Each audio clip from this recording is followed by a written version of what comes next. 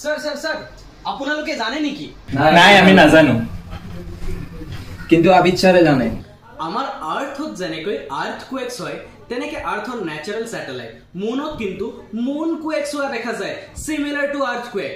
আৰু এই মুন কুৱেকছ প্ৰথমবাৰ ধৰা পৰিছিল যেতিয়া এপলো মিছনৰ এষ্ট্ৰনটসকলে মুনৰ সাৰফেসত এটা সিসমোমিটাৰ প্লেস কৰি থৈ আহিছিল।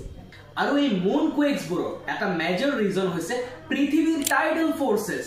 আৰু এই মুন কুৱেকছবোৰৰ ম্যাগনিটিউড ৰিক্টাৰ স্কেলত 5.5 লৈকে যাব পাৰে। আৰু এই মুন কুৱেকছৰ ভাইব্ৰেশন আৰ্থকুৱেকতকৈ বহুত বেছি সময় অৰ্থাৎ 10 মিনিটছ লৈকে লাষ্ট কৰিব পাৰে। আৰু ইয়াৰ এটা কাৰণ হৈছে মুনৰ সাৰফেসটো বহুত বেছি ৰিজিড আৰু ড্ৰাই হয়, তাৰ কাৰণে এই ভাইব্ৰেশনবোৰ এবজৰ্ব হৈ নাযায় সহজতে। এনে ধৰণৰ ইনফৰমেশন পাই থাকিবলৈ অনলি কম্পিটিশন আসাম চেনেলটো সাবস্ক্ৰাইব কৰক। এণ্ড ইয়েছ, ADI 3.0 ৰ কাৰণে foundation base back to school আহি আছে, আপোনালোকে জইন কৰিবলৈ নাপাহৰিব।